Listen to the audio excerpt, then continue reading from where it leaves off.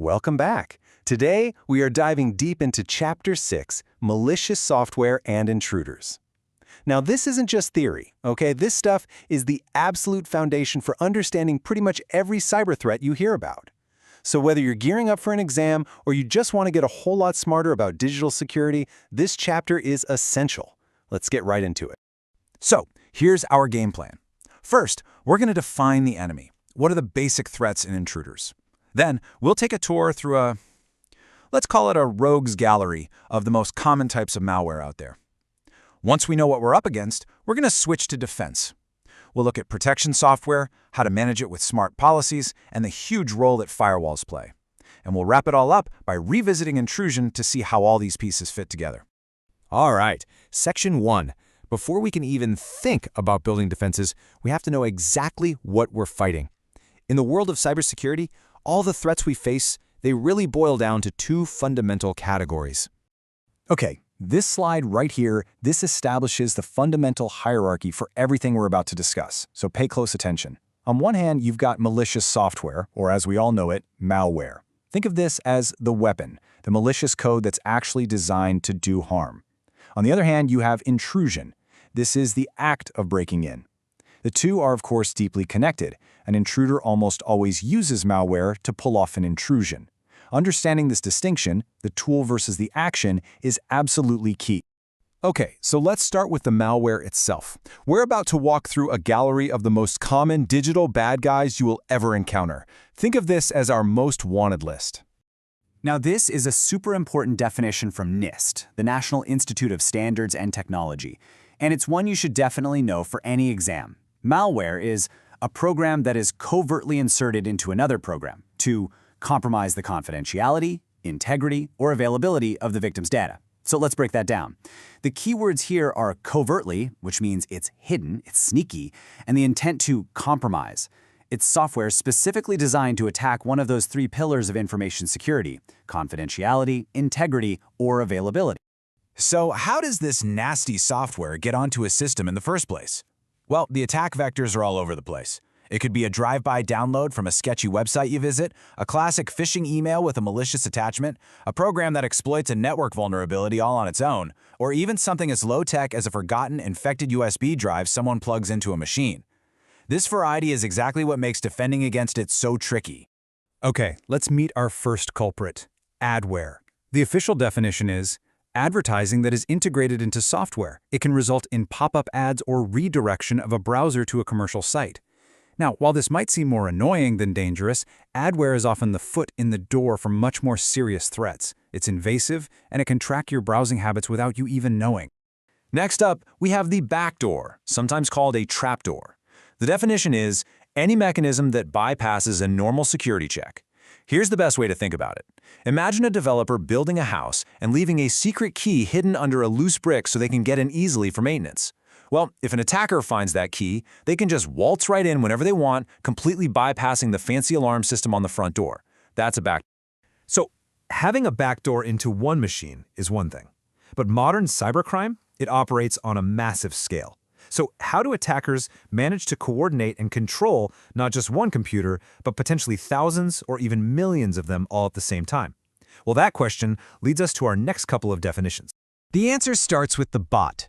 The definition is a software application or script that performs tasks on command, allowing an attacker to take complete control remotely of an affected computer.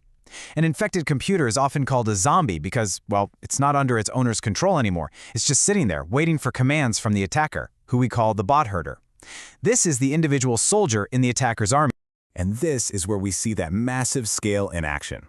When an attacker links together a whole network of these infected bot computers, they create what's known as a botnet. So if the bot is the individual soldier, the botnet is the entire zombie army. And this army can be commanded to do all sorts of terrible things: launch huge denial of service attacks, flood the internet with spam, or steal data on an industrial scale. The hierarchy is simple. A bot is the individual machine, and the botnet is the whole network of them. Now, this is a classic comparison that often comes up on exams, so pay close attention here. We have the downloader and the dropper. A downloader is a small, lightweight piece of code that gets on the system first. Its only job is to reach out to the internet and fetch the rest of the malware. A dropper, on the other hand, carries the malicious payload with it from the start. It's like a self-contained installation package. The key difference you need to remember is whether the payload is fetched from the internet or carried in the initial file. Let's round out our gallery with a few more essential types you need to know. First, ransomware. I'm sure you've heard of this one. It encrypts your files and holds them hostage until you pay up. Then there's spyware, which is all about espionage. It secretly collects your data and sends it back to an attacker. A particularly nasty type of spyware is a keylogger, which records every single thing you type, passwords, private messages, you name it. And finally, the logic bomb. Think of it as a digital time bomb. It's malicious code that just sits there, dormant, until a specific condition is met, like a certain date passes, and then, boom, it detonates. Here is another critical comparison for your exams: the difference between a virus and a worm. They're both self-replicating, but how they do it is completely different. A virus is like a parasite. It has to attach itself to a host, like an executable file. When you run that file, you're also running the virus. A worm, however, is totally independent. It's a standalone program that can spread across the network all by itself, exploiting vulnerabilities to jump from one machine to the next. So the crucial point to remember is, a virus needs a host, a worm does not. All right, we spent enough time looking at all the scary threats. Now, let's start talking about how we actually fight back. We're going to focus on our first line of defense: malware protection software. This is the big question, isn't it? Knowing all the types of malware is one thing, but having a real, concrete strategy to defend against them is what really matters. And this requires a layered approach, starting with the software right on our systems. So what should good anti-malware software actually do? Well, NIST SP883 gives us a great checklist. It has to be able to scan critical system files where malware loves to hide out.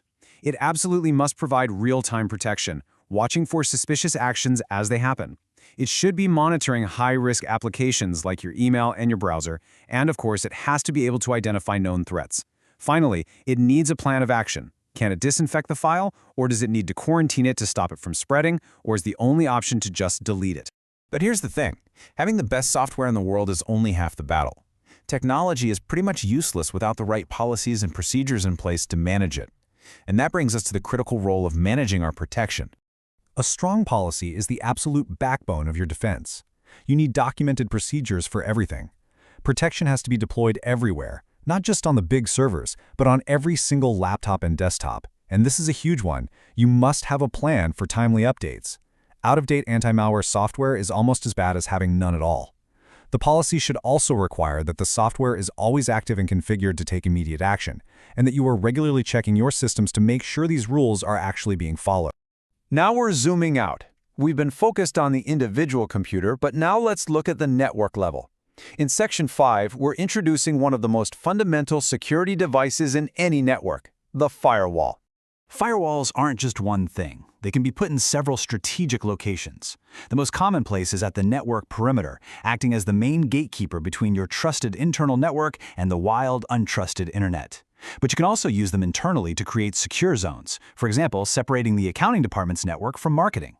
And finally, you have host-based firewalls, which is just the software running on your own computer to protect it specifically. And this sentence right here gets to the core purpose of that perimeter firewall. It's all about creating a single choke point.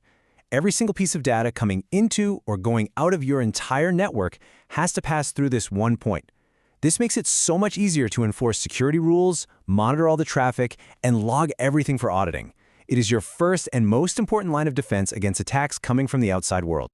For our final section, we are coming full circle. Remember, at the very beginning, we said there were two main threats: malware and intrusion. We've covered malware and our defenses against it, so now let's go back to the concept of intrusion and see how it all fits together. So let's tie it all together with the most important takeaway from this entire chapter. Cybersecurity is never, ever about finding one single magic bullet solution. It's about a concept called defense in depth. Your anti-malware software is one layer, your firewall is another layer, your policies are yet another layer. An intrusion isn't just a single event, it's a chain of events. A strong security posture means having a defense at every single link in that chain. Understanding how these layers all work together as a system, that is the true key to moving beyond just knowing definitions and toward truly understanding security.